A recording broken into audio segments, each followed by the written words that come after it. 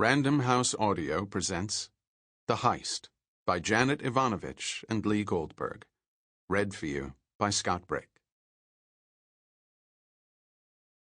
Chapter 1. Kate O'Hare's favorite outfit was her blue windbreaker with the letters FBI written in yellow on the back, worn over a basic black t-shirt and matching black Kevlar vest. The ensemble went well with everything, particularly when paired with jeans and accessorized with a Glock. 33-year-old Special Agent O'Hare didn't like feeling exposed and unarmed, especially on the job. That all but ruled her out for undercover work. Fine by her. She preferred a hard-charging style of law enforcement, which was exactly what she was practicing on that 96-degree winter afternoon in Las Vegas when she marched into the St. Cosmas Medical Center in her favorite outfit, with a dozen similarly dressed agents behind her.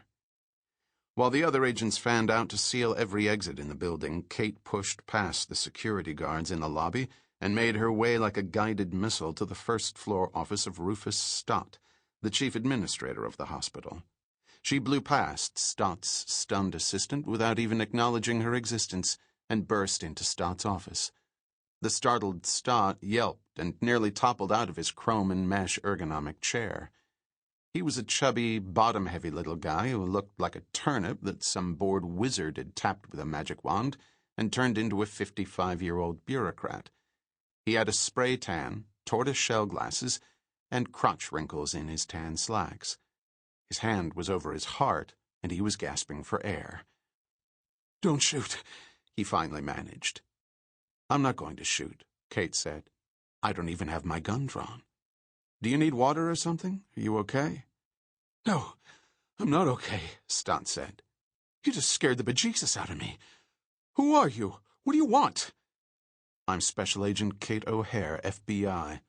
She slapped a piece of paper down on his desk. "This is a warrant giving us full access to your concierge wing." "We don't have a concierge wing," Stott said. Kate leaned in close, locking her intense blue eyes on him. 6 obscenely wealthy and desperate patients flew in today from all over the country. They were picked up from McCarran Airport by limos and brought here. Upon arrival at your private concierge wing, they each wired $1 million to St. Cosmas's offshore bank account and immediately jumped to the top of an organ waiting list. "You can't be serious," Stott said. "We don't have any offshore bank accounts, and we certainly can't afford to rent limos. We're teetering on bankruptcy." "That's why you're conducting off-the-books transplant surgeries, using illegally acquired organs that you bought on the black market. We know those patients are here and being prepped for surgery right now. We will lock this building down and search every single room and broom closet if we have to." "Be my guest," Stott said, and handed the warrant back to her. "We aren't doing any transplant surgeries, and we don't have a concierge wing. We don't even have a gift shop." Stott no longer looked scared, and he didn't look like he was lying. Not good signs, Kate thought. He should be in a cold sweat by now. He should be phoning his lawyer. 18 hours earlier, Kate had been at her desk in L.A., tracking scattered intel on known associates of a wanted felon, when she'd stumbled on chatter about a certain financially strapped Las Vegas hospital offering organ transplants to the highest bidder. She dug deeper and discovered that the patients were already en route to Vegas for their surgeries, so she dropped everything and organized a rush operation. "Take a look at this," she said, showing Stott a photo on her iPhone. It was a medium close-up of a man about her age wearing a loose-fitting polo shirt, soft and faded from years of use. His brown hair was windblown. His face was alight with a boyish grin that brought out the laugh lines at the corners of his brown eyes. "Do you know this man?" she asked. "Sure I do," Stott replied. "That's Cliff Clavin, the engineer handling the asbestos removal from our old building." Kate felt a dull ache in her stomach, and it wasn't from the Jack-in-the-Box sausage and egg sandwich she'd had for breakfast.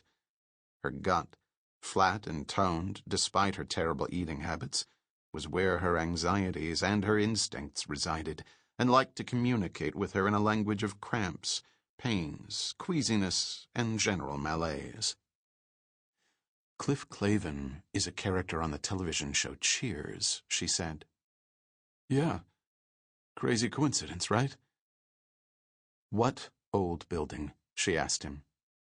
He turned to the window and pointed at a 5-story building on the other side of the parking lot. "That one." The building was an architectural artifact from the swinging 60s with its lava rock accents, big tinted windows, and a lobby portico topped with white gravel. "That was the original hospital," Stott said. "We moved out of there a year ago. We built this new one to handle the demand for beds that we wrongly anticipated would come from—" Kate wasn't listening. She was already running out the door. The instant she saw the other building, she knew exactly how she and those 6 wealthy patients had been duped. The man in the photo on her iPhone wasn't Cliff Clavin, and he wasn't an engineer. He was Nicolas Fox, the man she'd been pursuing when she'd stumbled on the organ transplant scheme. Fox was an international con man and thief, known for the sheer audacity of his high-risk swindles and heists, and for the obvious joy he took in pulling them off. No matter how big his scores were, and he'd had some huge ones, he kept going back for more. Kate had made it her mission at the FBI to nail him. She'd come close 2 years ago when she'd discovered Nick's plot to plunder a venture capitalist's 20th-story Chicago penthouse of all his cash and jewels, at the same time that the self-proclaimed king of hostile takeovers was getting married in the living room. It was a ballsy move, and pure Nick Fox. To pull it off, he somehow got himself hired as the wedding planner and brought in a motley crew of thieves as the caterers. When Kate crashed the wedding with a strike team, Nick's crew scattered like cockroaches when the lights go on, and Nick parachuted off the top of the building. Choppers were called in, streets were closed, roadblocks were set up, and buildings were searched. But Nick slipped away. When Kate finally straggled into her hotel room at dawn, there was a bottle of champagne and a bouquet of roses waiting for her. All from Nick. And charged to her room, of course. The whole time she'd been hunting for Nick, he'd been relaxing in her room, watching pay-per-view movies, ordering room service, and helping himself to the Toblerones in her minibar. He'd even stolen the towels on his way out. The bastard is having way too much fun at my expense, Kate thought as she bolted through the hospital lobby, out the door past 2 surprised agents, and charged across the parking lot. When she reached the cyclone fence around the old hospital building, she was sweating, and her heart was pounding so hard she could almost hear it. She drew her gun and slowly approached the entrance to the lobby. As she got closer, she saw a red carpet and a sign that had been obscured in the shadows of the alcove under the portico. The sign read, "Welcome to the St. Cosmas Concierge Medical Center. Please excuse our dust as we remodel to give you more privacy, luxury, and state-of-the-art care." Hugging the lava rock walls, she made her way to the door, yanked it open, and spun into the open space in a firing stance.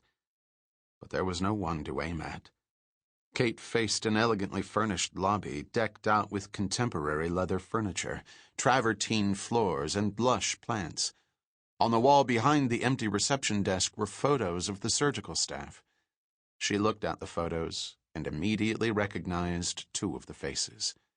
One of them belonged to Nick Fox, a stethoscope around his neck, exuding doctorly strength and confidence.